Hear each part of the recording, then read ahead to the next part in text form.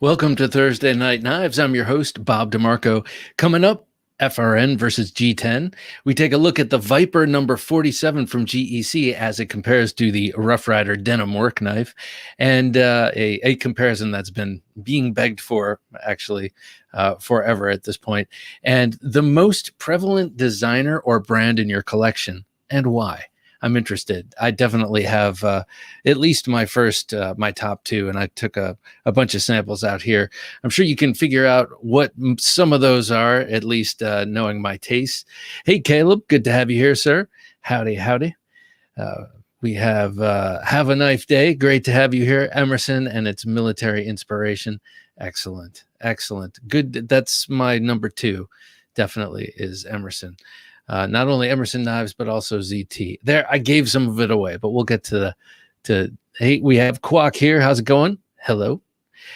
Chad, excellent to have Chad in the house. We have Kep McNessart. Sir, thank you. Got the Bowie back in one piece. Byron Kennedy, great to have you here, Byron.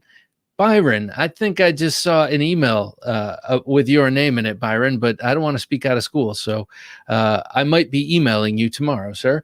North Code, Ryan, good to have you here. I've been liking that these pocket drop shots with the new Wingard Wearables dick pic. That is a pretty cool tool. Can't wait to get that one. Snuzz, how's it going, sir? Great to have you here. Assuming you're sir, so I guess I shouldn't. Ian GEDC, great to have Ian here. And we have Nick EDC here and David E. Great to see you guys as D-Bass. Good to have you here. I remember asking and I remember you answering. So pocket check. Let's do a pocket check. Here I sit with a bunch of knives in front of me, but three of them are what I carried today, and then one is an honorary because it's kind of around me all the time. It's an unsung hero. I'll bring that out too. But first, my primary today, and I know I've been showing this off quite a bit recently. This is my Chris Reeve Knives Umnumzan Tanto that I traded. I'm sorry, that I actually bought this from Blade Freak. Love this knife. Really, really nice. I gave it a break for a few days, but today it was back in the pocket. So I'm showing it off again here, even though I have a newer, I have that Hinderer Eclipse, which I've been carrying quite a bit. I just didn't today. So there you go. I really, really am enjoying this knife. I like the differences between this and the Sebenza, especially that ceramic ball for the detent and for the lock bar interface. Really cool knife. Not only that, great, beautiful Tanto blade, really excellent Tanto blade. And then listen to this detent. I love this. Listen. Whoosh. I mean, it locks in there. It's great. And then it flips open pretty nicely. You just have to figure it out. You got to do it in such a way that your thumb is contacting that rubber. Otherwise, whatchamacallit, thumb studs are too domed and smooth and you'll slip right off. Anyway, really, really loving this knife. Still might take it apart and put that lanyard fob beaded thing on there, but I know it'll end up driving me nuts and I'll end up taking it off anyway. It's a matter of time. G-Man, good to have you here. We're doing a little pocket check, and so I want to know what you had. And as you're typing away, I also want to show that I had this Ron Steele Designs Prime Double Edge drop point on me today. Such a great knife. I just spoke with Ron. He's going to be on our Sunday show, and I'm really excited. Is that S45VN? No, that is not. That is S35VN. It's an older one, I guess. I mean, I'm assuming this didn't come with the birth card. I didn't get the box with this. So actually, I'm not sure when this was made. I guess I could dig around, but it doesn't say anywhere that's visible. Maybe when I pop it apart. Ed, good to have Ed Hardy here. Sold my Jody Sampson ground blade on my 1980 Ballysong, now Benchmade. Sure miss it. Oh, that's heartbreaking. We have a good friend here, Dave, This Old Sword Blade Reviews, and sometimes there he is right there. Hey, Dave, how's it going, sir? Great to see you here. we're just talking about knives you regret getting rid of, and Dave has been a serious collector of knives for quite a while, and I know he sold a couple of heartbreakers in the 80s that I, it's cool to know that he had them in the first place, like a Terzawola fixed blade. How cool. So thirdly today was my little left pocket bang around knife, which was, as you know, with the change of the seasons, my eyes turned back to the slip joints. So slowly but surely, I'm getting myself back into them. Summer, I usually lag with the slip joints just because with shorts, I minimize my carry, and it definitely is never anything that doesn't clip down. This is the swayback jack. It's got the CV steel. That's chrome vanadium. That's their 1095.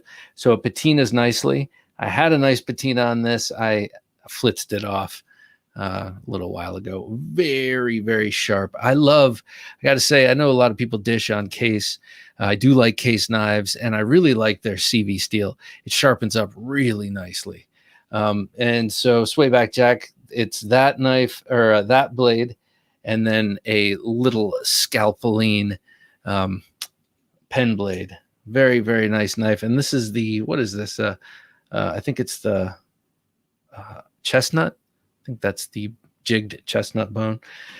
So that's my carry for today. What were you carrying? I am curious. And I just wanted to show off this little knife. This is the Recruit by Victorinox, and this is a great little knife. This is one of the smaller. It's like a medium-sized Swiss Army knife, and this thing has been my main carry twice, 2 trips in Bolivia, and my main carry in Dominican Republic too. Except in Dominican Republic, I had the broken skull also. But this is just a great little knife, and I had it on me today, and I realized how many little adventures I'd been on with this thing. So I just wanted to bring it on and remind you to remember your Swiss Army knives. I know we might have some real collectors out there, but man, I love that knife. What were you guys carrying? Quack. My pocket check will reveal my answer to tonight's topic. Demco Compact 8020. Quack, you and I have a lot in common, sir. At least in this case, that is for sure. So the Demco Compact 8020, that's a rare bird. Nicely done there, Quack. Scott N., good to have you here, Scott. Welcome, sir. What was your EDC today? What were you carrying? This is your pocket check. Kurt Singer. Kurt Singer, good to have you here, sir. Good evening. Dave says, got many stories about Balisong blades and Jody, Les, and all. He says, from back in the day when it was Pacific Cutlery? Is that what they're called? Hollywood Tactical, good to have you here. As always, my highlights of the week. The world can end now after this show. I'll go along with it. So you went to... after this show, for some reason I was thinking Hollywood, and for some reason I thought Blade Show West, but no, this show. Okay, that's great, man. It's good to have you here. G-Man, I have a 2000 CQC 7, very nice, and a TRM Neutron V2, very nice on both accounts, especially that 2000 CQC 7. I got to say, I have a 2000 Commander, and I happened to just pull it out tonight. This is my 2000 Commander. This is my first good knife for sure. My first fine knife, fine, but a really great knife. Love this, and the 2000 aspect is pretty sweet, I gotta say. Caleb says, today I had the Keneson NF Stray and the HEA Designs Venom, along with the new Serge Panchenko watch. Ooh, man, Caleb. Rolling in style for sure. That Venom is pretty cool. The HEA Venom. And I got to say, I'm not sure what that Keneson is. I got to look that up. You've mentioned that a number of times, and I got to see what that is. I know it. I just can never remember exactly what it is. CRJB Melia, nice, and the Kaiser Swayback, excellent. So you're double swags carry today. That's pretty cool. Snuznuz, a scout carrying the trusty sea snake. Love that knife. Did you see that new?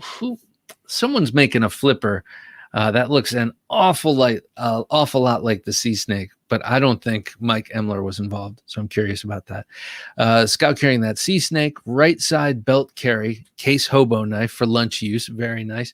I was gazing at that on Smoky Mountain Knife Works today. Pocket carry, cold steel triple action dagger. Oh, cool, nice.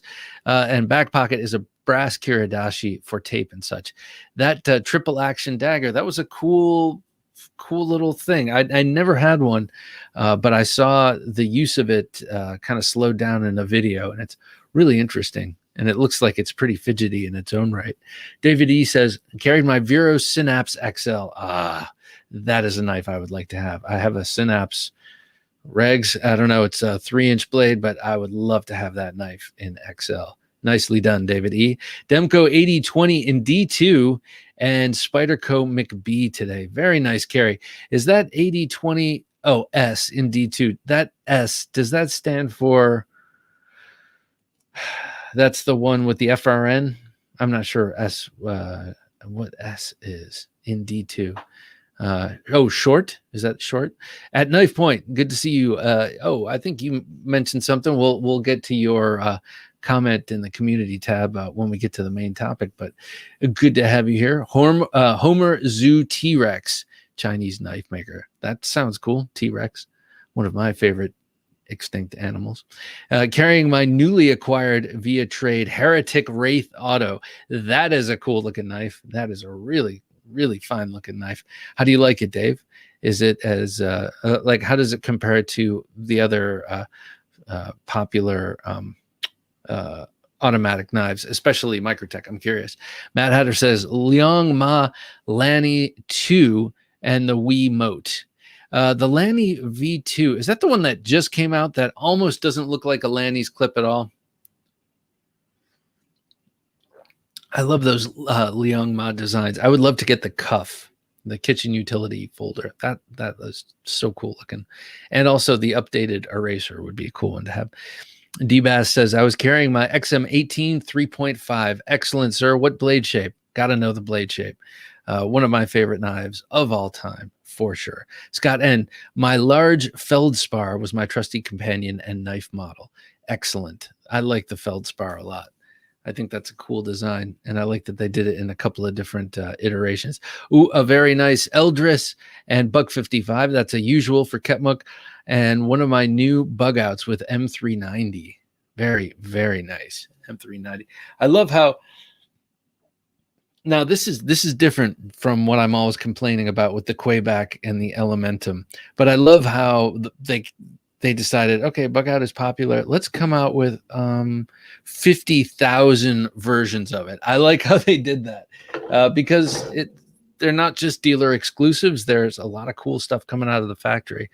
And I think they got a money maker, Charlie. So they're going to go with lots of cool different iterations of it. And I totally support that.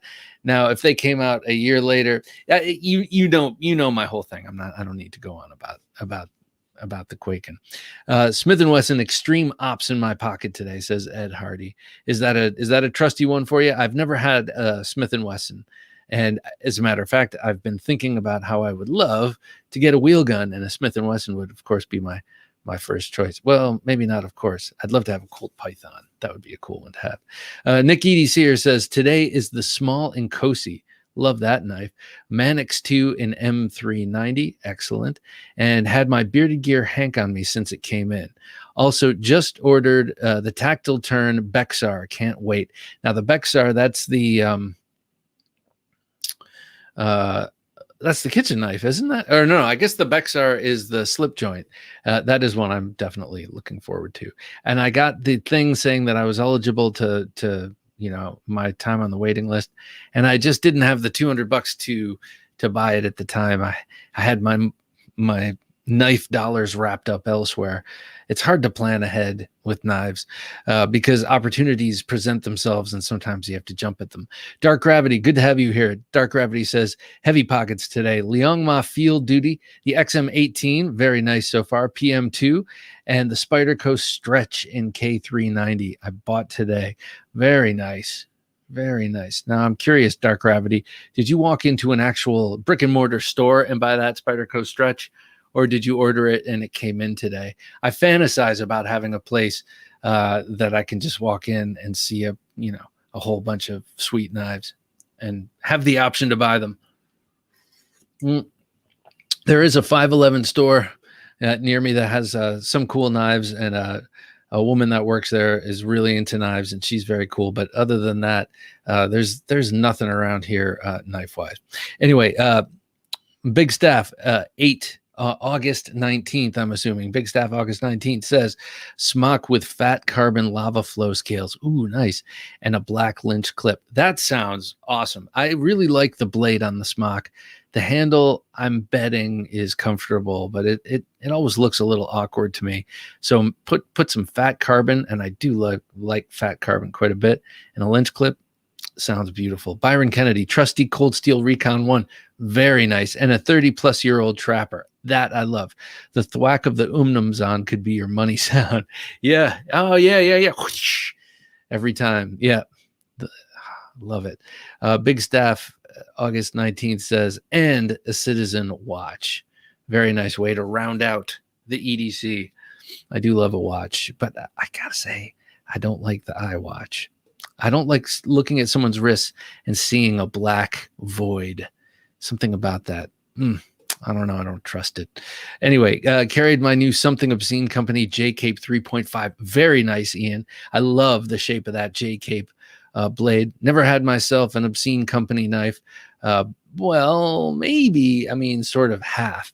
If you consider the Arcane Design Antimatter, which was kind of half done with Arcane Design and half done with Something Obscene Company, but that doesn't quite count. Max the Maker, good to have you here. In the pockets is the White Mountain Knives Kaiser Swayback.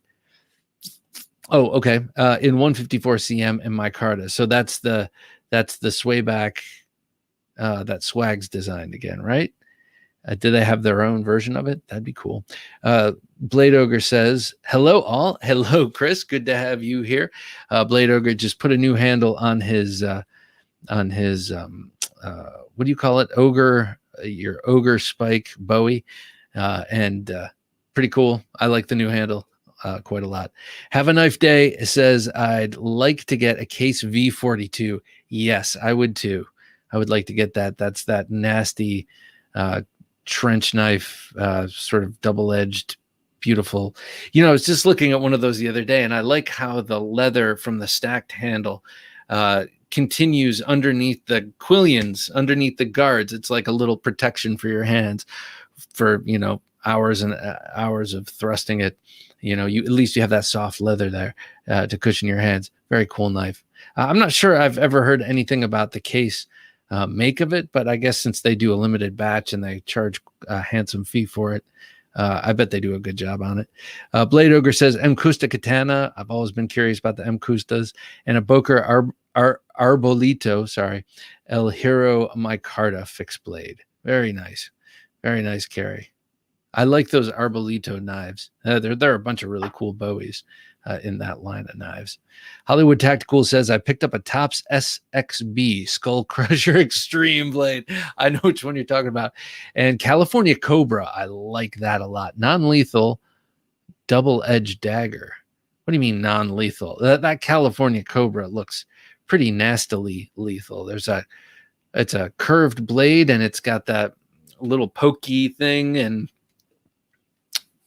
you can explain that in a minute. And a ProTech Malibu, beautiful Blade Show exclusive. Artisan Sea Snake QSB Bison. Nice. Was that all? Were those your Blade Show pickups, or is this all that you carried today?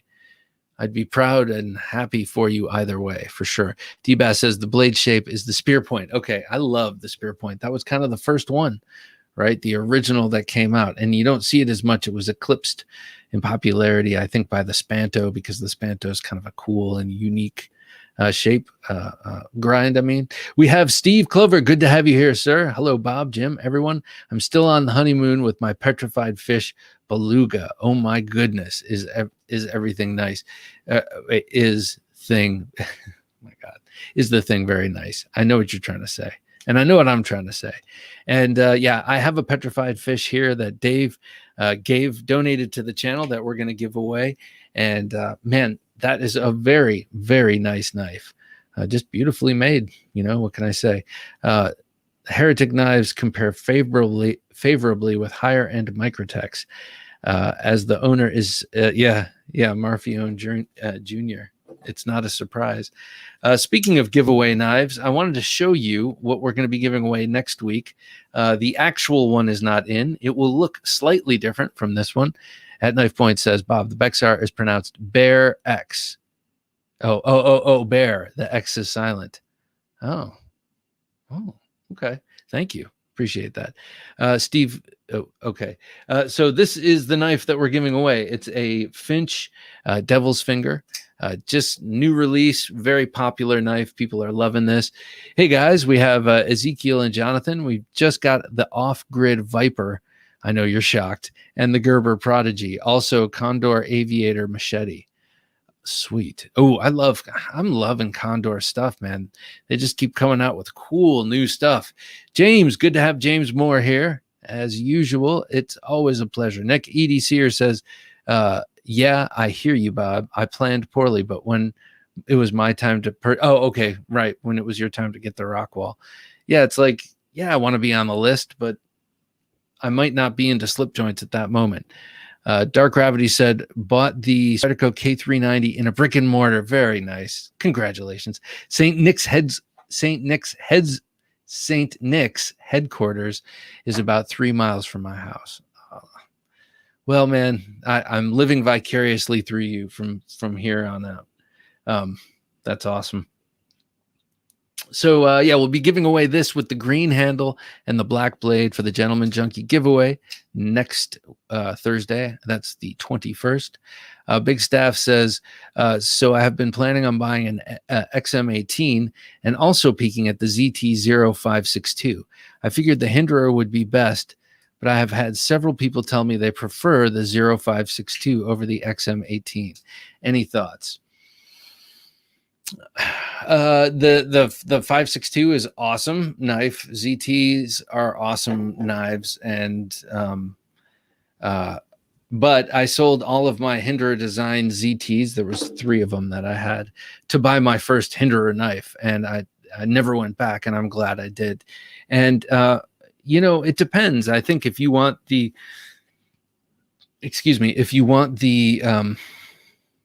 feel of a zero tolerance, you know, you want that sort of feel, then go for that. But the XM18 is different. First of all, they flip much better now than they used to. So there's a lot of dish about that because it has the tri-way pivot and it ships with the bearings, and most people leave the bearings in. It's a pretty nice experience.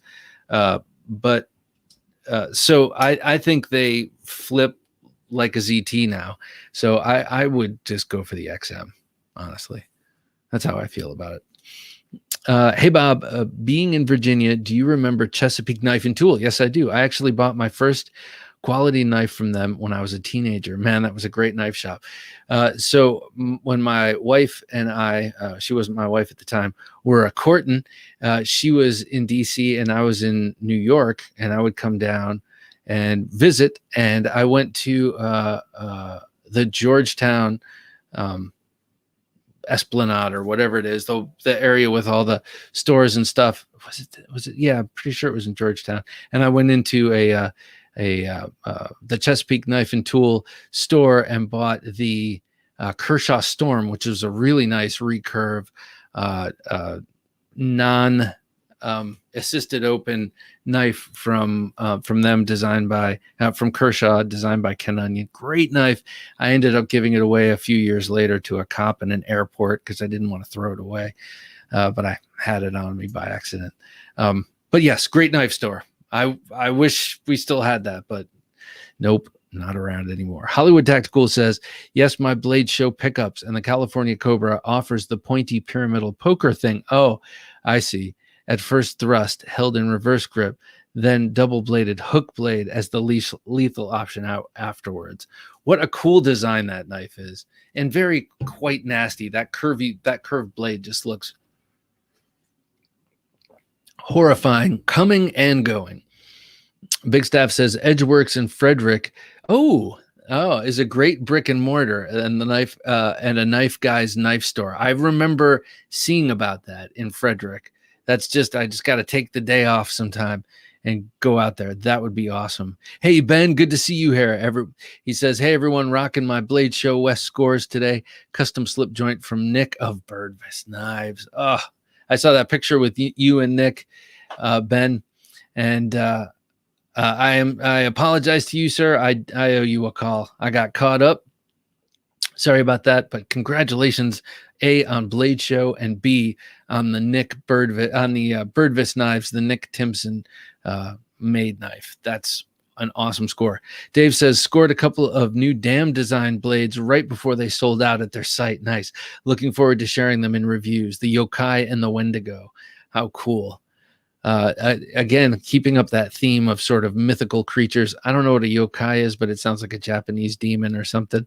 And then we have the Wendigo, which is cool. Everyday EDC, thank you so much. Appreciate that. Quickly becoming one of my favorite lives. Thank you, sir. Keep them up. Well, thank you. I really, really appreciate that super chat. That's awesome, man. Thank you so much. Scott says, great channel, Bob. Effing awesome. Thank you, Scott. I love it. Thank you. I appreciate that, man. Having a Knife Day says the 42 is on U.S. Special Forces emblem. Is on the U.S. Special Forces emblem. Okay, inspired by the Fairbairn Sykes OSS stiletto. So nice. So that's such a cool knife. You gotta let me see it if you get it. Manny Z, good to have Manny here. How you doing, man? Everybody, let me know what's in your pocket. And so be sure, this is a little Patreon plug. Be sure that if you want to, link up with us on Patreon, that you do it over this next week so that you're eligible to win the Gentleman Junkie giveaway. That's the $10 a month support level. You get automatically entered into a monthly knife giveaway this month. It is a black bladed, green handled Finch Devil's Finger. This is a really cool knife. I think anyone would love to just get one for free for sure. But I know it's not for free. It's a thank you for supporting the show. But in any case, I think any sort of knife lover is going to like this knife because it's very useful. Very useful. It's very fidgety. It's charming. It's got that nice Finch design, and then in a pinch, oh look at that! In a pinch, it fills the hand nicely in reverse grip. So there you go. That's the Gentleman Junkie knife giveaway this month, the month of October 2021. Check it out. Before we move on to the main topic of conversation, I've had a lot of knives here in my possession that have been loaned to me, and I'm very grateful for them. And some of them, I realize I showed them all off on the Wednesday supplemental, but there are three that I didn't share with this crowd, I don't think, and it's crazy because I think this is the crowd that would absolutely love these knives. So I want to show them off. Cody says, Cody S, good to have you here, Cody. He says, getting to the point that I usually carry a Holt, Sebenza, or TRM Atom. Very nice. I'm not a hard user, but enjoy slicer, well-made knives over the bulkier, heavier blades. What's interesting about this to me, Cody? Well, first of all, a man of good taste for sure. Those are all exquisite knives, but also I'm kind of at a point too. I like owning a lot of the knives I have, and possessing them and being able to look at them and enjoy them and on occasion use them. But I keep coming back to my little Emerson, Chris Reeve, Hinderer, like those kind of classic tactical things. I just keep coming back to them, and it's just a matter of taste and who you are. And for you, it's those three knives: the Holt, and the TRM, and the what was the other one? Chris Reeve. Anyway, very Sebenza. Yeah. So I hear you. It's like everything else just doesn't quite make it. Bestech Sledgehammer, great for work. The Sledgehammer. I always find it funny when knives are named after blunt objects, like the Spyderco nightstick. And then someone pointed out to me, no, that's a play on words, like, you know, excuse me, like stick, like thrust, like puncture. And I was like, oh, okay, nightstick, sort of. But the first thing I think of is a club. And the same thing with the Sledgehammer. It's like we're talking about a knife, this refined, sharpened piece of steel, and yet we're calling it the Sledgehammer, which is blunt. But anyway, it is a cool knife. They do that a lot. Frederick, Maryland. I forgot to specify. Long day. No. I remember that. And that's probably only like an hour and 15 minutes from where I live.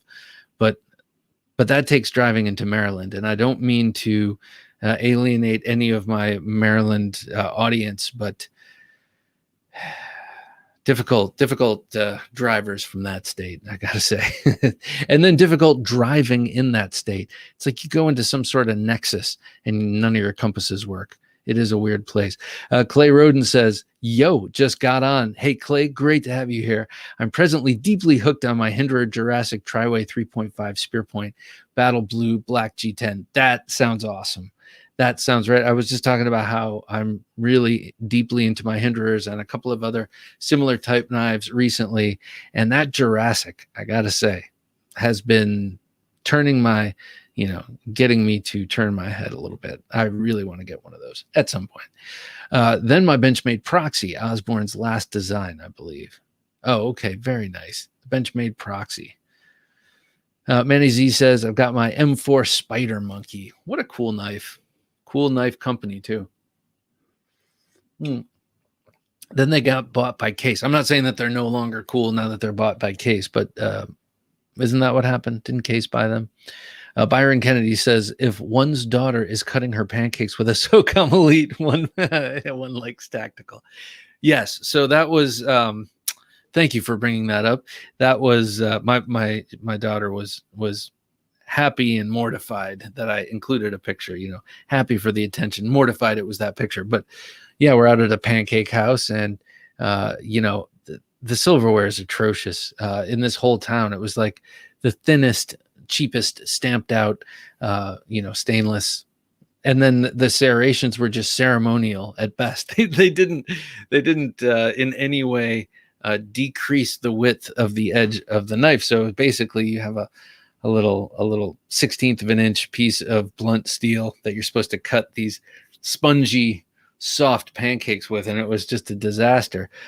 And like anyone else, I should have had a slip joint on me, but for some reason I didn't. I did have the SOCOM Elite, so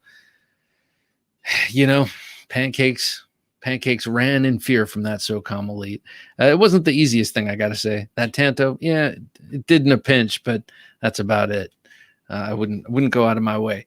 So one of the ones I want to show that's on loan is I want to show two Monterey Bay knives, and these things are just sweet. This first one is designed by Jerry McGinnis, a man who's making some of the most coveted custom, modern folders out there. And this looks just like one of his designs. Obviously, this is one of his designs, but what I mean is, if you can soak up the characteristics and attributes of this, and then when you look at other knives, you will know if there are Jerry McGinnis knives. He just has a very signature style, signature lines and such. Such a beautiful knife, but M390 and this nice contoured titanium. But what I didn't know about Monterey Bay knives was how incredibly pancake house with insulting table. They didn't. Yeah, exactly. Exactly. Hey, what's up, Mike? Great to have Mike Emler here. We have Brant. Brant, this tonight's topic is definitely up your alley. Most prevalent designer or brand in your collection, and why? So I'd love to hear from you. But yeah, this Monterey Bay knives, what great. I mean, I love all of their collaboration. You know, it's either with sort of in-house custom phenom Ray Laconico, or they get custom phenoms from outside of their walls, like Jerry McGinnis or Peter Carey. I love that new Peter Carey. I'd love to get my hands on that. Having actually had this in hand and know how great it feels and how wonderfully it was made, and just great action. Everything about this knife is just well, enviable. I wouldn't mind having this for myself, but I shouldn't say enviable, because that means I don't want the owner to have it. I want us all to have it. Great knife. Love to see that hollow ground. Damn, that would be frightening. Okay, the other Monterey Bay knives. This, by the way, and both of these Monterey Bay knives are on loan to me from Lefty EDC. Definitely a gentleman and a scholar, and someone who really knows knives and has a great collection. And man, I'm really thrilled and psyched he sent these along, because I mean, I knew that they were good because people I trust have said they're good, and I like the guys behind this company, but to actually have them in hand and open and close them is a totally other thing. This is the slayback. This is the titanium liner lock version with ZDP 189. You can see the line there, how cool this is. It's a whatchamacallit, a Sam Mai. You've got a sculpted clip. Sean M, I'm carrying my mini Opinel on a keychain. I never hear mention of Strider in chat. They used to rock. I have a Strider. I have two. Well, I have a ProTech Strider and a regular Strider, and I really like them. But I think, man, we'll talk about Strider in a minute. I don't know. I think they're kind of overpriced, and they've always been a little fussy, you know. But anyway, this one right here is not fussy at all. And I don't mean to compare this to a Strider. They're two different knives for sure. Lefty EDC, thanks for the loans to the Knife Junkie. Yes, sir. Thank you very much. Thank you to everyone who loans knives to me. I really appreciate the exposure to things that I want to, like I've always wanted to check one of these out. Look at that blade. I mean, that blade is just beautiful. I know that's an overused word. I use that word all the time when I'm talking about knives, but look at the shape of that, the way it arches up towards the spine, and then that swedge along the front and that curve. Just a beautiful knife. Ray Laconico makes some very simple but pleasing designs, not overly flashy, but sculpted with intent, says Cody. I agree. Look at this. I mean, it's an extremely simple knife. It's a take on the swayback jack.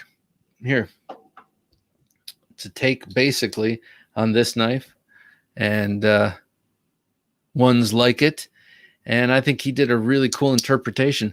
Mike says, I can't stay awake long enough to watch all of this, but I think I'm sorry. And I think we all know that Elliot Williamson from Ferrum Forge is the designer that I probably have most of the stuff in my case.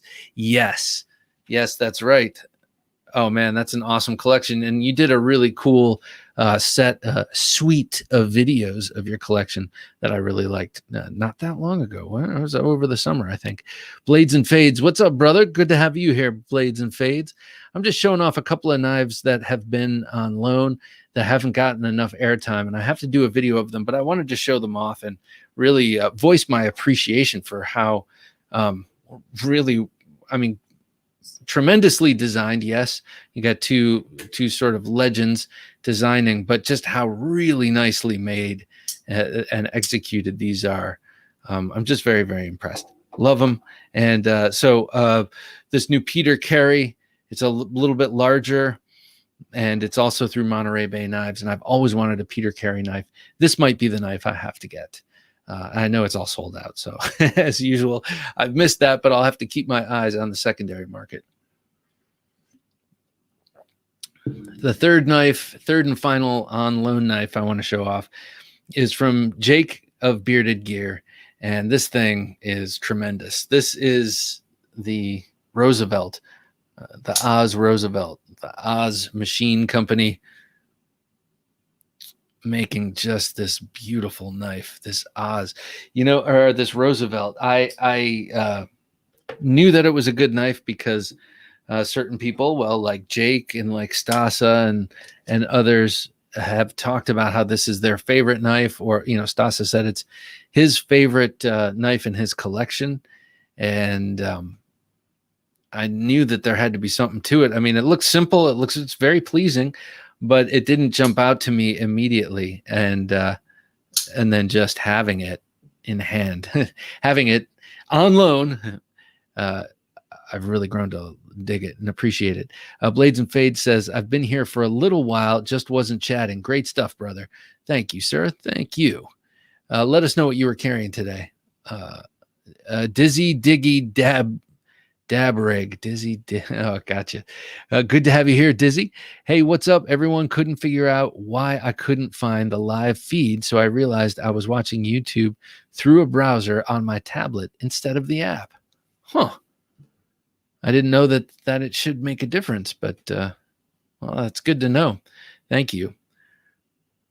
What do you think of this knife? I mean, are you guys as stunned by this as I am? Maybe not.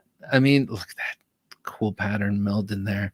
Maybe without having it in hand, because I think maybe I needed to have it in hand to realize what a truly great knife this is. It's really, really nice. And it's so very thin. I mean, that's kind of a prerequisite for a lot of the knife guys and gals online that we know and love and trust, is to have a thin blade stock with a long, thin grind, like a full flat grind, or a very, thin behind the edge. And this thing just nails it, slicing all day long. And if you go to, was it Oz Machinery, right? If you go to the Oz website, you can see a like sort of an archive. This is number 209, I believe, from the birth card that's in the little case with this. So each one is different, and there's some really, really nice versions of this. D-Bass says, the handle doesn't feel too boxy. Oh, no, not at all. Not at all. I think maybe if it were a lot larger, maybe it would. But, this kind of reminds me in feel almost of like a Spyderco Sage, or something just slightly, maybe ever so slightly larger than that. James says, Ruse is nice, but a little thin in the hand for me. Okay. So do you mean north to south, or I'm sorry, do you mean this way or this way, thin in hand? Just curious. Because I for my medium-sized hands, it's perfect. But I could see how big mitts might have some trouble with it. I do like the double finger choils. I never want more than 2 choils. I find oftentimes that 2 choils works great. In this case, it does. And then this first choil is sort of a 66-30 choil. So 66% handle, 30% of that is choil on the blade. I really like that. Clay says, yeah, that Oz Roosevelt is very nice. I saw it on Bearded Gear and fell for it then. It's on my wish list. Yeah. Yeah. I mean, my saving grace is that I know for sure that though I would love to own this knife, that I wouldn't carry it. It would never feature in my front right pocket, so to speak. But if it were 3.5 inches or larger, then I'd be in trouble. So I can, oftentimes size is a deal breaker for me. And that's good because it also saves me money and the heartache of trying to find something like this. Quack says the Roosevelt looks very similar to the Quiet Carry Drift. The ergos look amazing. Yes, I see what you mean about the Drift. I personally think that this is a more elegant and complete design, or just a better design. But yes, the ergos are indeed crazy. The Bullet Bourbon and Knives, not a good mix. Regarding last Thursday. Why? What did I do? Geez, I don't even remember. Did I just slur my words and get tired and sloppy? Cody says the Oz is a nice enough knife, but the secondary prices are over the moon.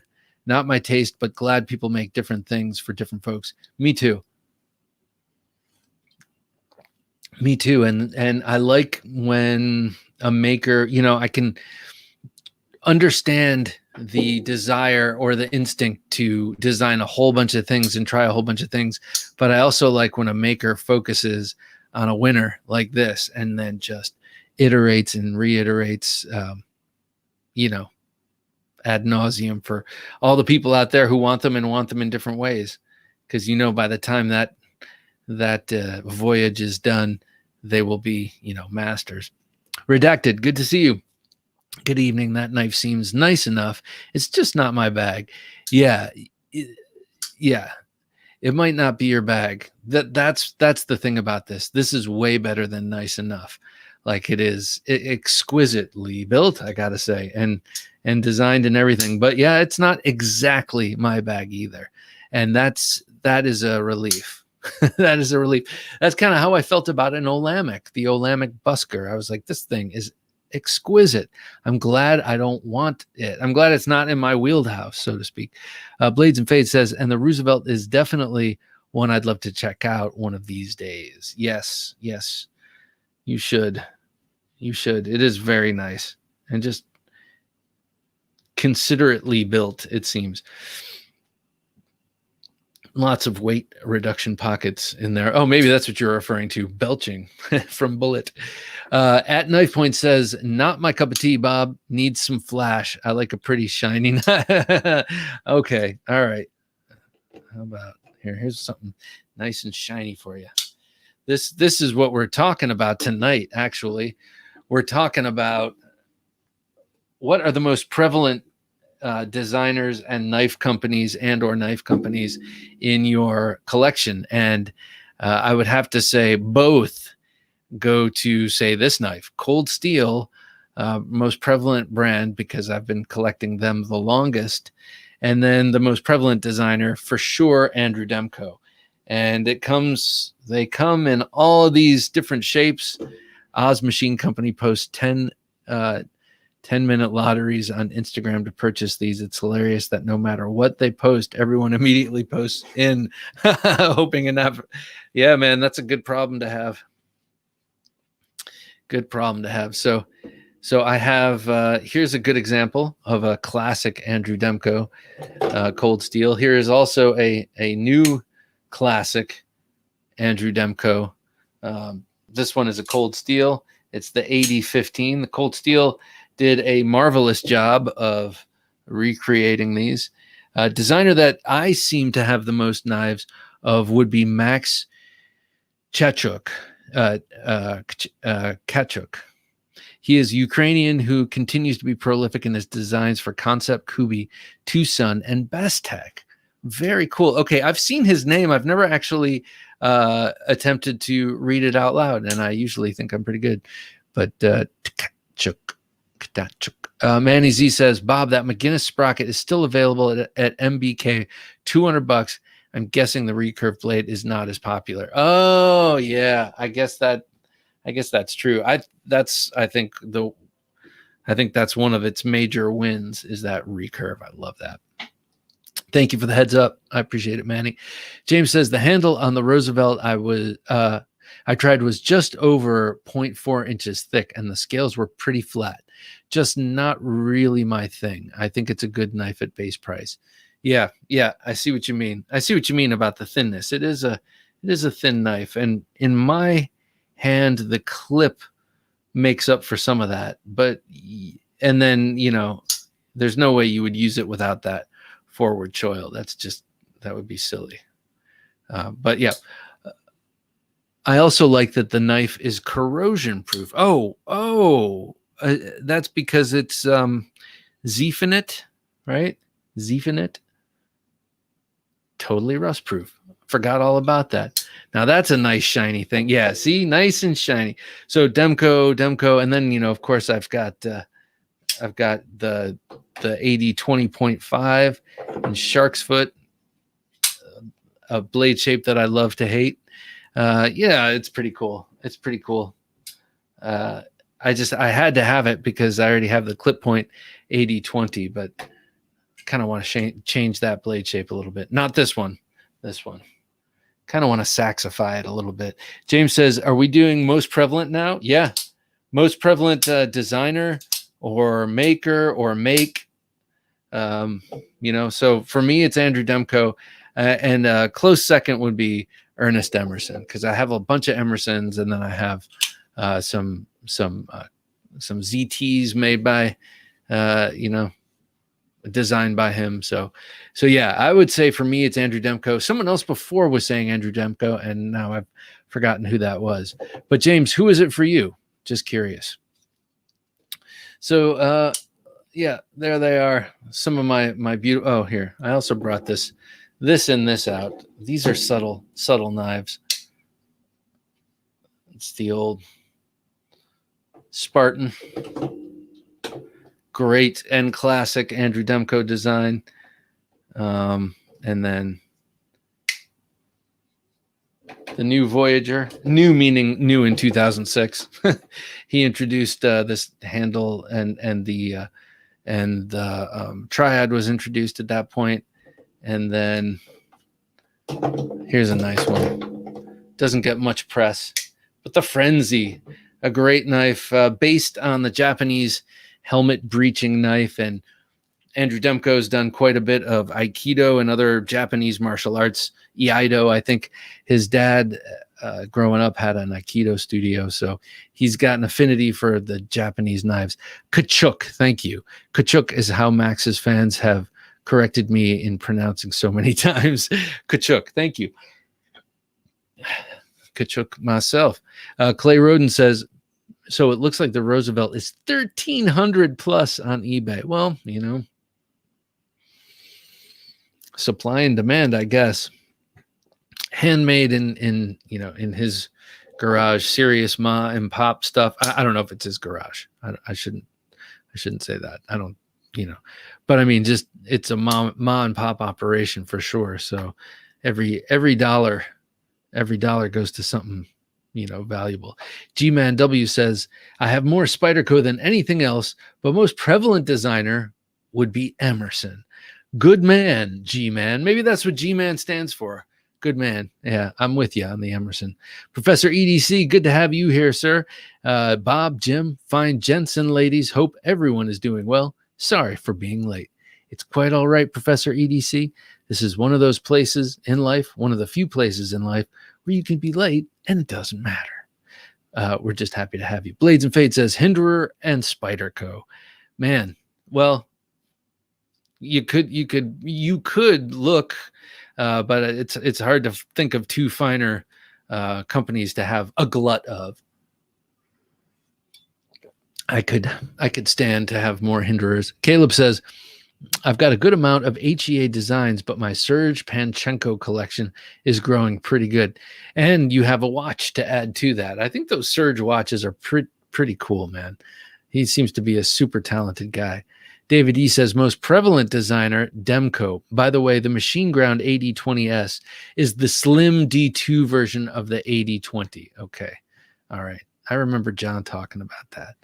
The 20S. We have Brant. Brant, good to see you here, sir. Hinderer collector. Well, hello. So subtle, they don't fit on screen. Hey, man, it's good to have you. What's going on? What's new? Not a whole lot. Just enjoying one of my newest accusations. Old school Jurassic. Oh, very nice. All blacked out. 30th anniversary. When you say old school, what makes it old school? Doesn't have the tri-way yet.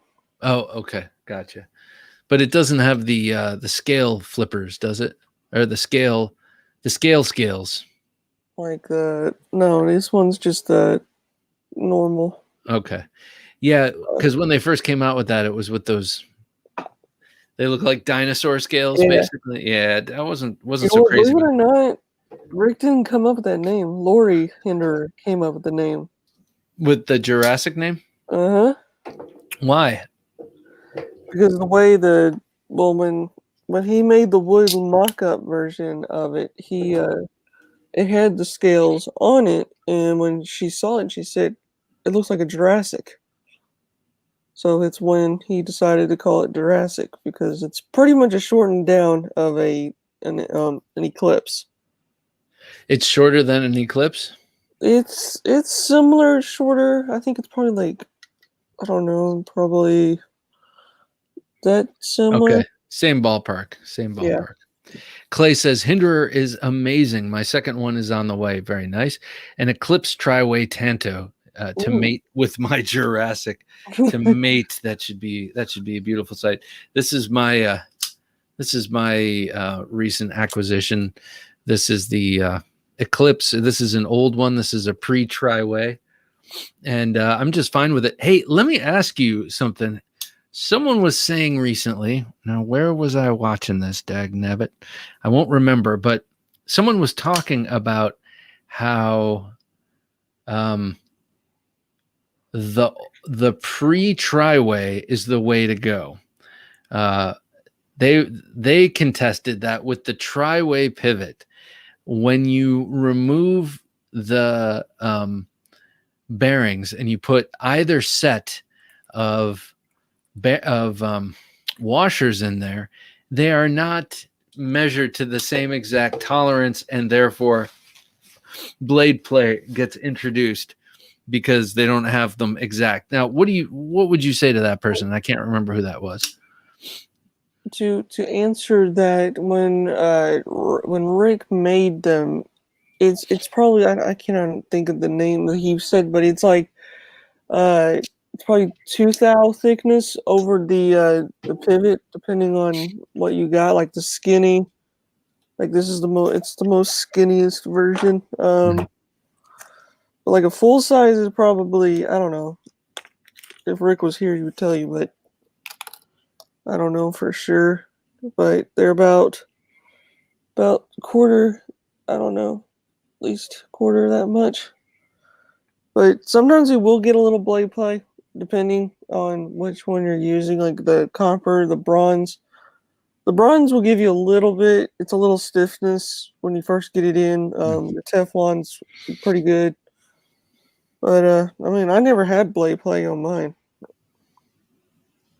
Is that the, what do you have in there? I have the bearings. Yeah. Okay. Not the Very type of nice. bearings, not the other versions that people use. Right. Quack says, I've owned 9 MG custom 8015s. Damn. Have you sold them all, including prototype number 4 from 2015, 7 machine ground custom 8020s, 1 custom 8010, and 8012? Holy crap. Demko is definitely my favorite designer maker, arguably one of the most unique makers. Yes, and you know what? I would agree with you on all points. Unique, and also his designs are unique, but they're not crazy. They're not out there. Of course, the stuff he was doing for Cold Steel, there was a lot of out there stuff, but that's because he was making historic, modern renditions of historical blades and that kind of thing. But, he's unique in his engineering. He came up with this damn shark lock. It's so cool. It's so sweet. Do you have a Demko, Brent? I do not. Oh, dude, you need to do yourself a favor. I mean, believe as someone it or not, even though I'm a Hinder guy, but I missed out on those.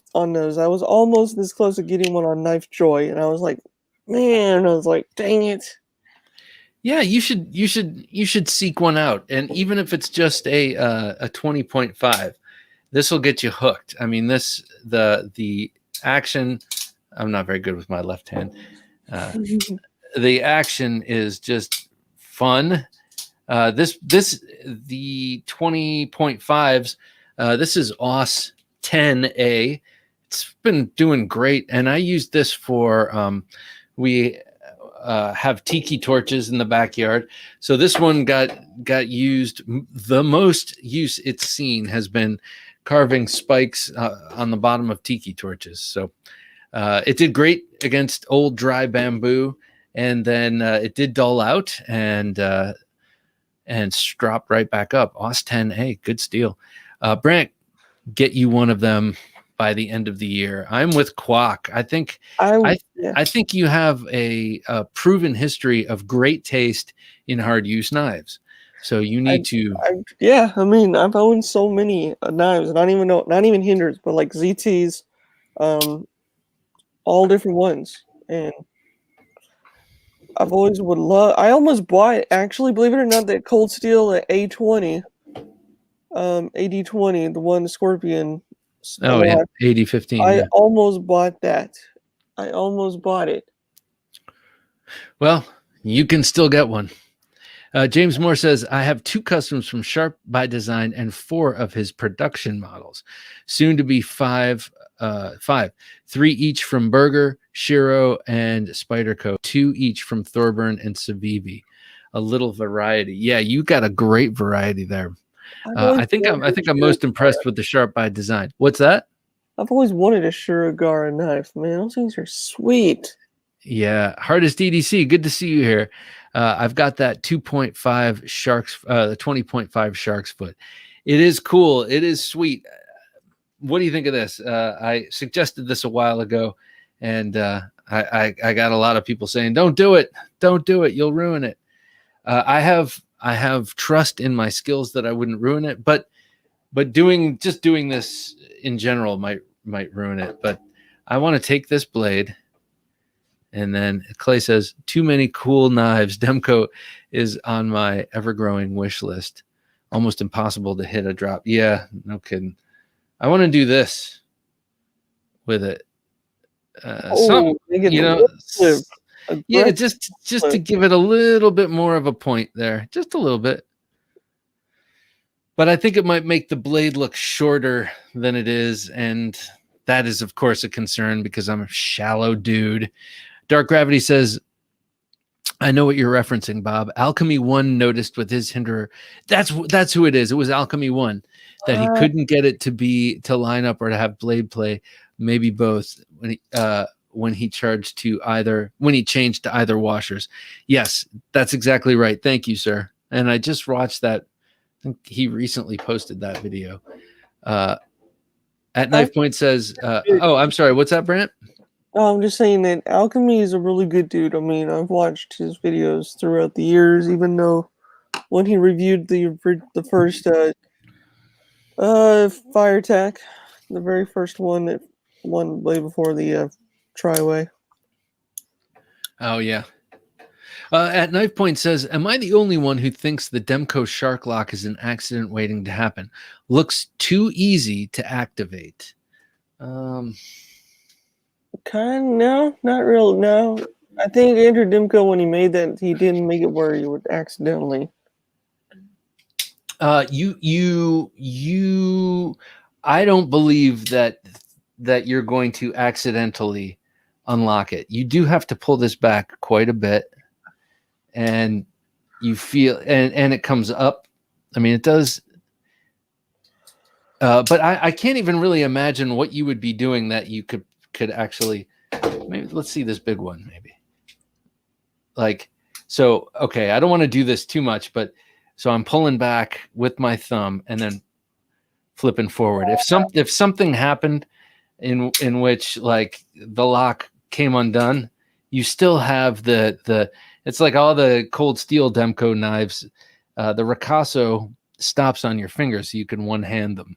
And so, you know, I think it's pretty good on the accidents there.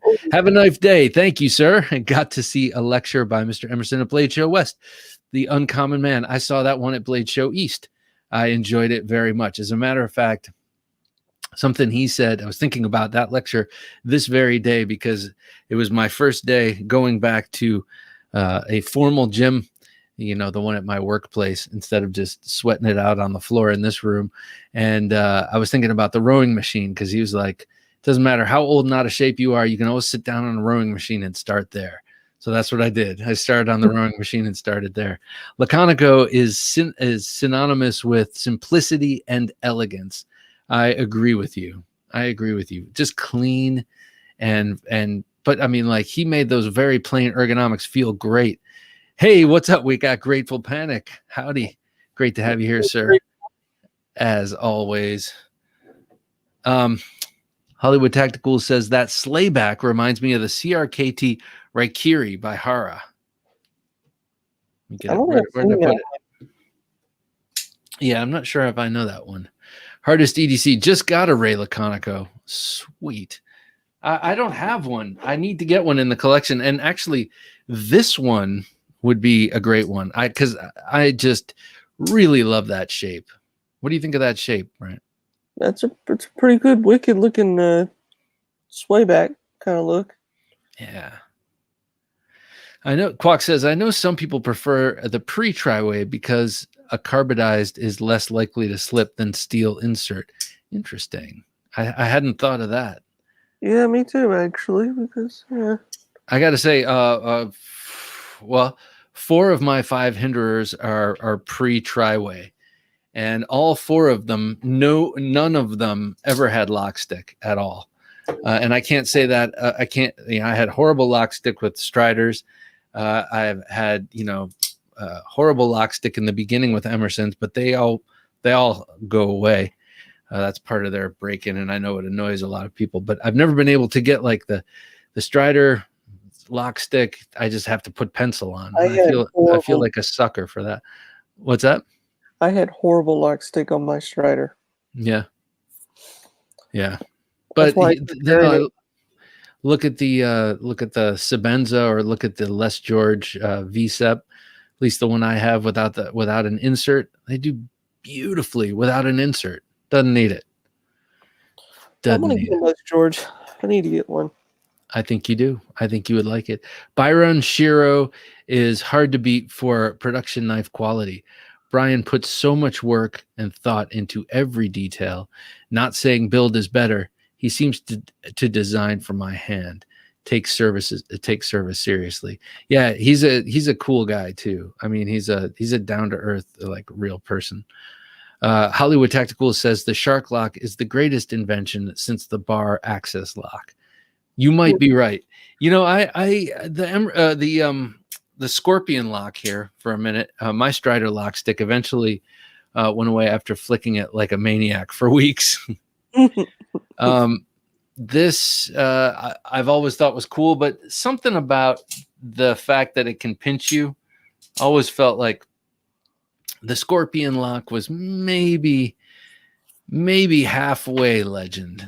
It's not full on legend like the Triad or the Shark lock.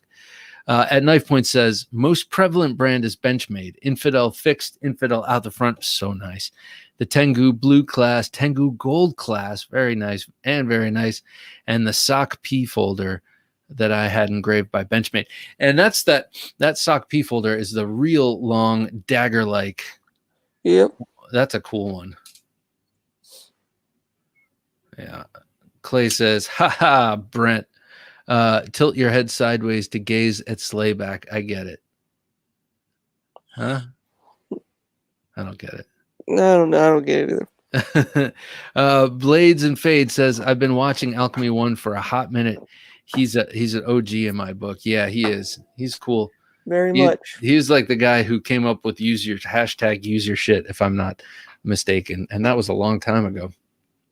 Very cool guy. D-Bass says, Bob, what's the closest blade show to our area besides Atlanta? Anything close to the DMV area? There's a bunch of stuff in Pennsylvania that Jim was looking at last year, or no, 2 years ago at this point, that were within a day. Allegheny maybe, or was it? I don't know, but we can get back to you on that. Actually, we'll find something because there seems to be a dearth of them around here. Dizzy says, "Where's your favorite place to shop for one-off exclusive knives?" One-off exclusive knives.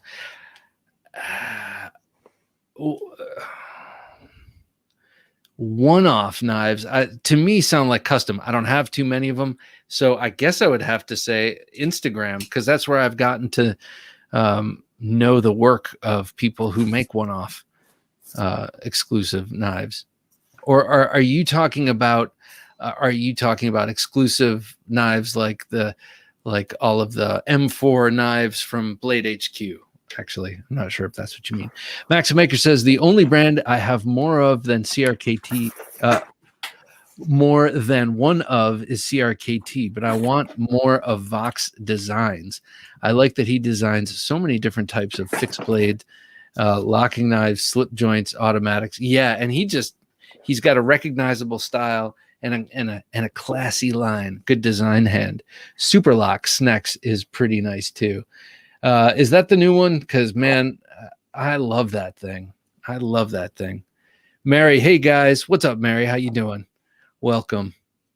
Tab 620, Lehigh Valley, Pennsylvania. Thank you. Thank you. I think that's what I was trying to think of. Lehigh Valley, Pennsylvania. Okay. So Tab, good knife show, I take it. Pennsylvania is such a knife state. I'm not surprised they'd have a good knife show. I think I may try the ICCE show in Texas next year. That'd be cool. Oh yeah. That'd be cool. That's a hot ticket. That's pretty exclusive, isn't it? Yeah. I know it is for people exhibiting. Quack says, Brent, do you still have that Hoback Husky? Yes, I still have that Hoback Husky. Are you looking to move that Hoback Husky? Is that why Quack is asking? No, keeping it. I've been wanting to show you this, Bob. Oh, what is that? It's the maker is long passed away, but his name is John Chase. He is a knife maker, and this is his sub hilt. God, that's gorgeous. Is that Swedge sharp? No. Okay. No, it's not even sharp. And then here's the one that me and him made. I made in this shop. This is mine. So nice, man. Yeah, this is a very old one, and plus the LC means Lane Cutlery. That is going to be my company name. That looks really nice, man. Ian says, I have several from Voxnez and love them. Such great ergos and forward finger choils, and seem to be designed with function over form in mind. Yeah, but very elegant form for sure. Very elegant form in his stuff. And it seems to have a Nordic sensibility, right? I don't know. Maybe I'm just projecting. Dizzy says exclusive as the Monkey Edge or Knife Joy. Oh, I see what you mean. Okay. I honestly I don't have one because I generally don't buy that kind of knife. But if I did, and that's it's not that I wouldn't, it's just that I don't have that budget. But if I did, it would be Monkey Edge for sure, because I've seen so many cool little not little but cool one-off knives like Steve Ryan. I don't know if you know Steve Ryan, makes these really cool really crazy kind of tactical knives. I've seen all sorts of knives go through Monkey Edge. So yeah, I think Dizzy, I think you just gave me that idea. I think it would be them for sure. Bob, come to the California Custom Knife Show next weekend. That would be, James, man, I would love to. I would love to just hop on a plane and go out to California and check out that knife show and California and meet my California friends. That would be awesome. Maybe next year. I think next year I'm going to do more than one Blade show, but I don't see myself doing Blade East and West, but I don't know. Clay says, at Max the Maker, yeah, I love Vox giant mouse stuff. I have the Biblio, the Riv is green micarta, and the Sonoma Thai PVD. Great knives. Yeah, I love that Biblio. Hey, any great knife shows in Texas? Not that I know of the top of my head, but I don't know. Maybe one. I don't know. Depends. It depends on if there is. It depends. I got you. Okay. I don't know. I mean, you're like, why you ask me such questions? What am I? The mayor of Texas? What am I? The I boss wanted to show you this, Bob. What? This is my prototype folder that I'm gonna be making. Oh wow! It's a little tiny, legit mock-up. I don't know how I'm gonna make it yet, but this is how I want to make it. So are you thinking slip joint or locking? Probably a liner lock. I made this probably 12 years ago, and I just found it like 2 days ago. What about starting with a friction folder? I thought about that. I actually have one of my files that I made and it looks like a picture folder. I have not put it together yet, but it's pretty nice. I've often thought of doing that, and I can wrap my mind around it. I've looked into it enough, and I've looked at enough. It's got a weird geometry around it's got a weird Yeah. pivot relationship thing, but I feel like I could actually make one, but I just never have. So there you go. So I want to show you something. We were talking about slip joint knives, or we do on and off here, but I just wanted to. I was thinking of these, right? I'm going back through all my slip joints because it's that season, that time of year for me, and I pulled out these two knives that are definitely related.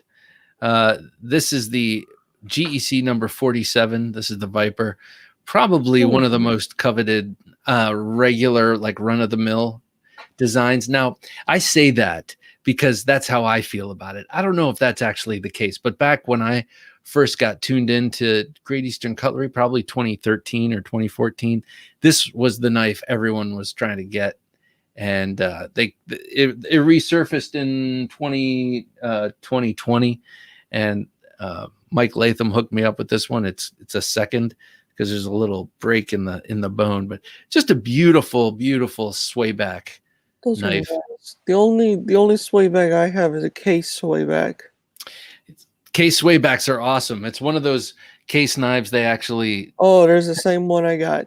They pay a lot of attention to these knives. They do a good job with some of them, and I think that those in particular. And then last year, was it last year? I think it was last year, maybe 2 years ago now. Rough Rider came out with their $15 or so denim micarta work knife, and it's obviously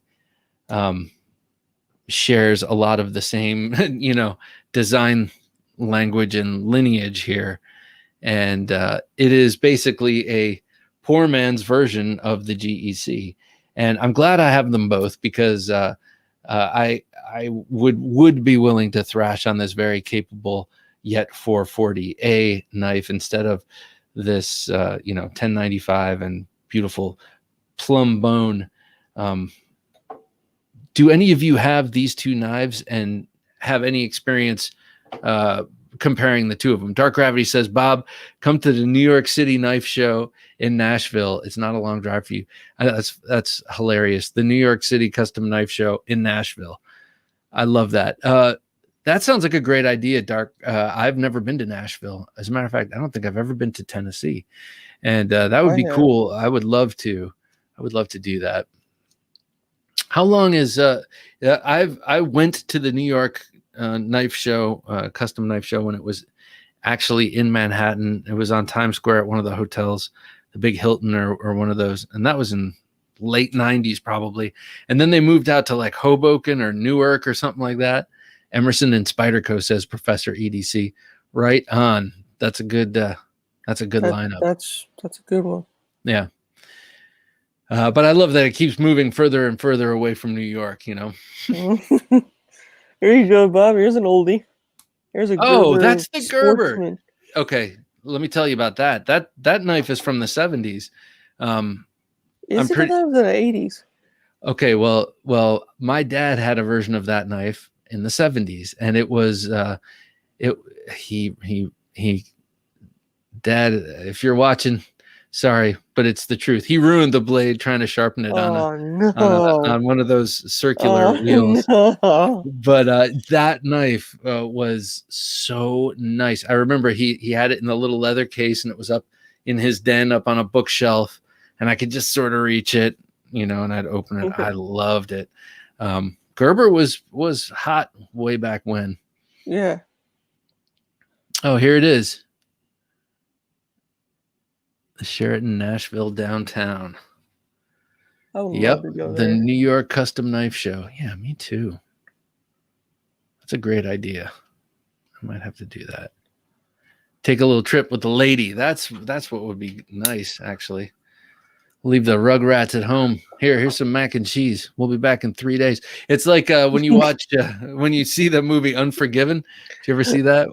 I don't think I have. I don't think. Oh, it's a great movie. And Clint Eastwood, and he's a retired gunslinger who now lives on a farm, and he's slapping pigs, and his wife is gone, and who knows what happened to her. And he's got 2 young kids, like 6 and 8.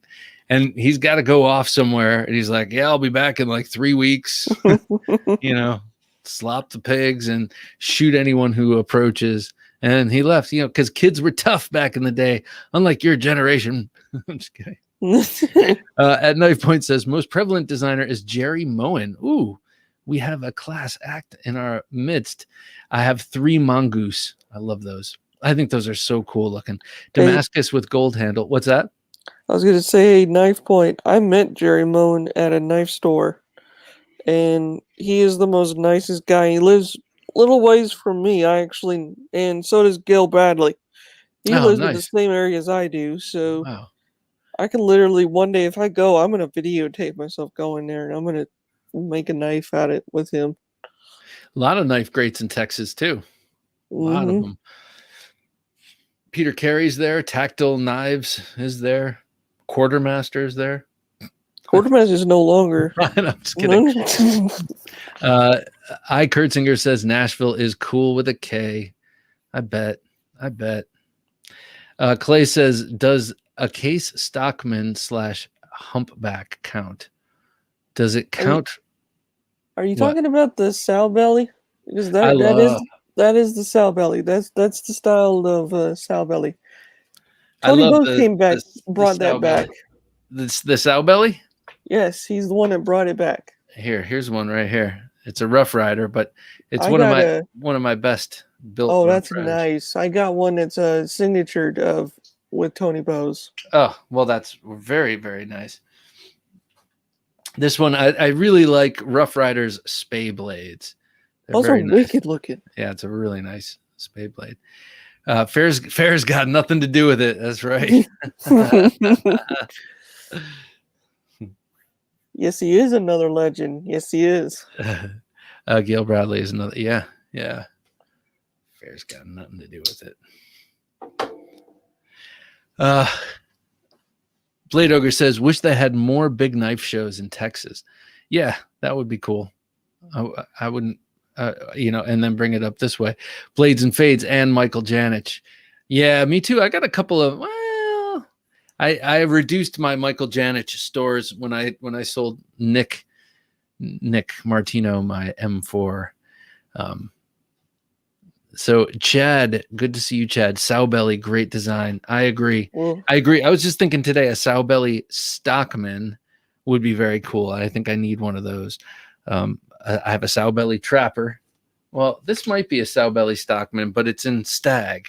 Yeah, this is right. Look at this. That's a sow belly. Yeah, it's a sow belly. It's a style of a sow belly. It almost looks like a dog leg sometimes. Almost, yeah. So yeah, traditional knives back in season for me, and I know for most of you, maybe your obsessions aren't seasonal, but for me they certainly are. It's always fall through spring. So for me, it's a fixed blade. I usually keep one on me. Oh yeah. Well, what do you have on you, fixed blade wise? What were you carrying today? I didn't even get your pocket check. It's been like a mixture because when I get up, I carry this one. I have a morning carry and I have an afternoon carry, and then wardrobe change. Kind of like today was my old school fire tack. Nice. One of my favorites. So that's what you were carrying this morning. What were you carrying this afternoon? My Battlefield pickup. Oh, nice. Very nice. Clay says, it's called Humpback. It was a special release. The back rises gradually from both ends to a pointed humpback. Very interesting. I don't know that one. It sounds a little bit kind of Coke bottle-ish or whatever you call it when that when the handle dips down to go around the pin so that the pin doesn't protrude into the blade well, giving you the ability to drop the blade lower into the blade well and therefore have a broader blade. Yeah. Hollywood Tactical says, thanks to production companies coming out with knives designed by popular designers, Kershaw, CRKT, Cold Steel, etc., have allowed me to get amazing designs. That is true. And actually, I feel like there is none greater at that than CRKT. It's just a bummer.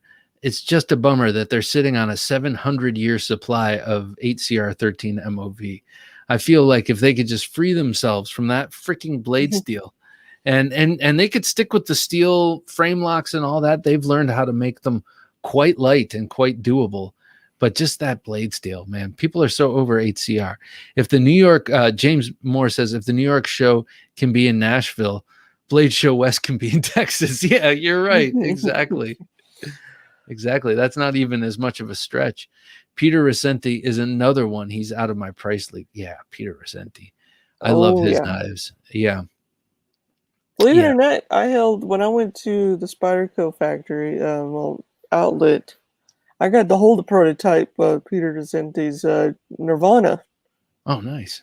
Way before it came out, when it had the bad lock stick. Yeah. Oh, yeah, I remember that. Clay says, you nail it, Mr. Junkie. It's the broader main blade. Okay. All right.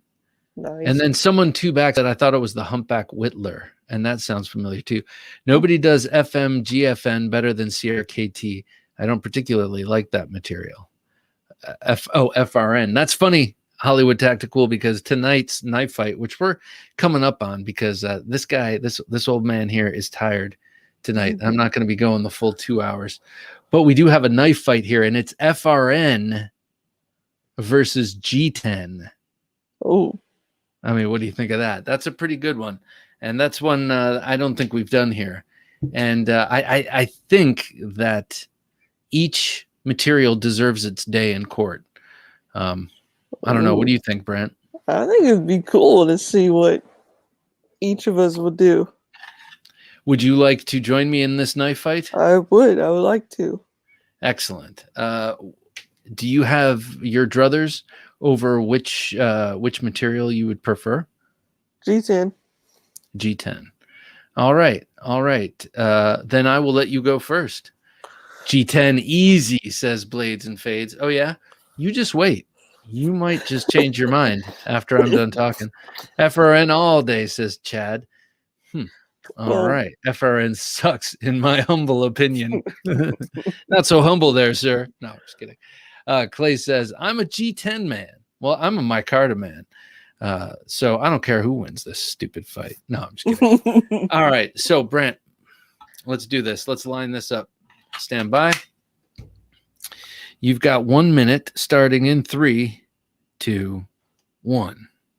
Well, G10 is pretty much a very strong material because you can make knives out of it too. And it's actually pretty good deposit kind of stuff because when your hands are wet, you don't slip, more like FRN. Or G10's more efficient, more durable, more everything. You could dye it, you could put it in different colors, you can't break it because the only way you could break it is put like 10 pounds on it and it'll break probably. It's a really, really well designed G10 pretty much. It's one of the best. I mean, it's grippy. I mean, the only one that's known for being grippy is Cold Steel, and that's one of them.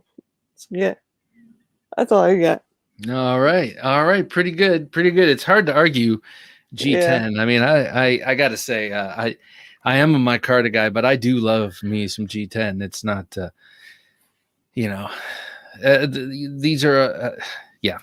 So I got my work cut out for me because, frankly, I'm personally not the hugest fan of FRN, but I will see what I can do here.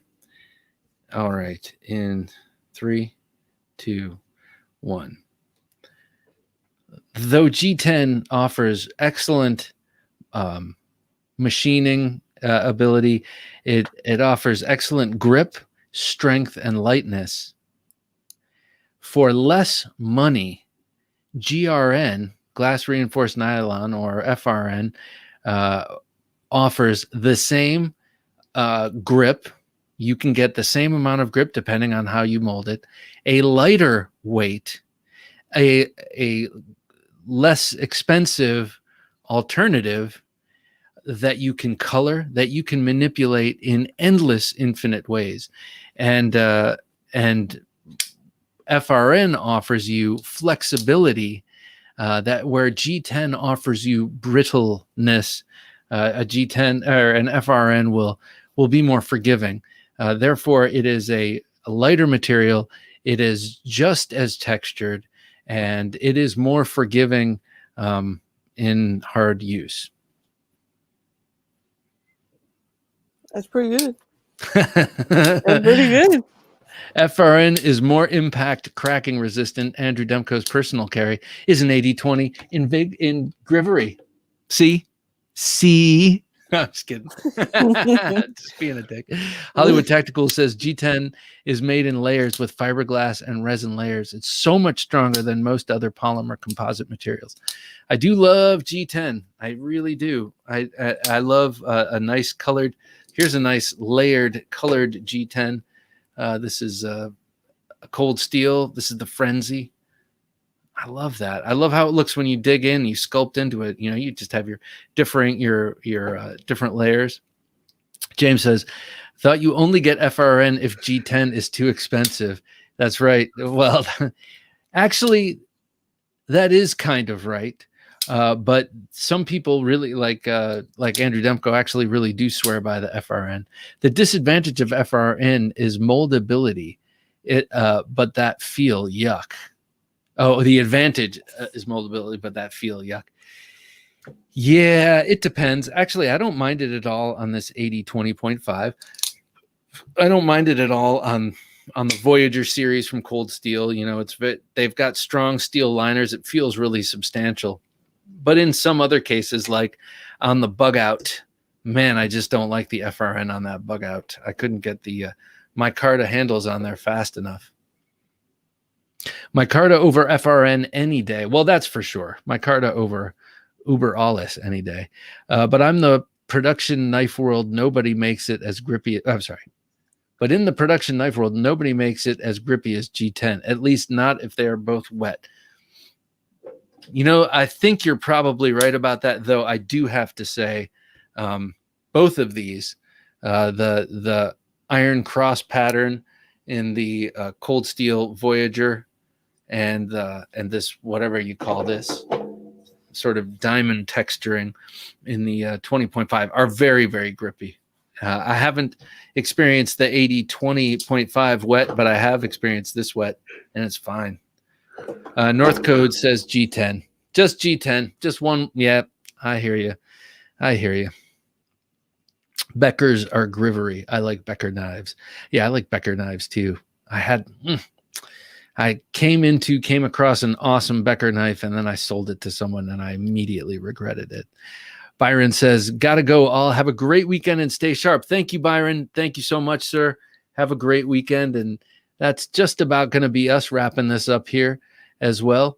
Brant, thank you for coming on, man. It's always nice to have you pop in. Good to be on here.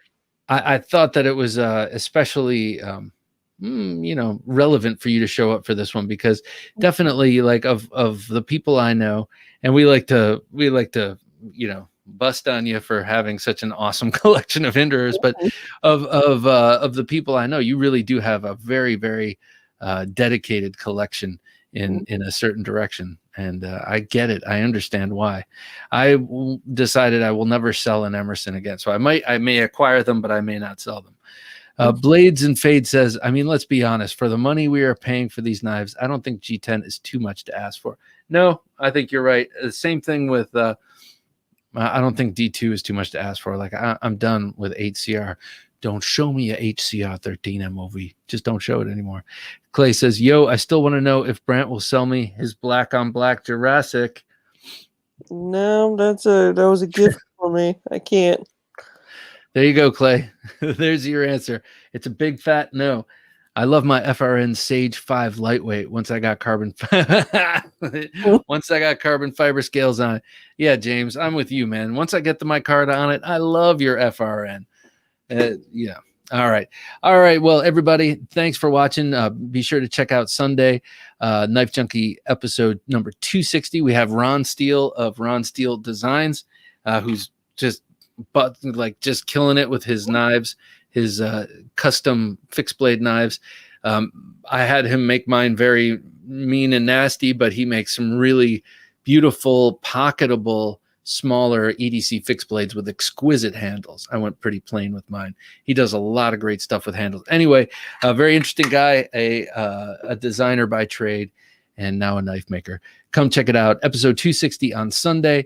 And then also make sure you check in next Wednesday for the midweek supplemental. And in the meantime, I will be peppering in close-up videos because I got a lot of knives on loan that I got to make videos of and get out the door. If you can't finish these podcasts or these video shows on video on YouTube or on the website, be sure to download them from your favorite podcast app, Apple Podcasts, Google, iHeart, Spotify, Stitcher, TuneIn, and I know a lot of others. So check us out there. I guess that's about it. So for Jim working his magic behind the switcher, I am Bob DeMarco saying, until next time, don't take dull for an answer. Thanks.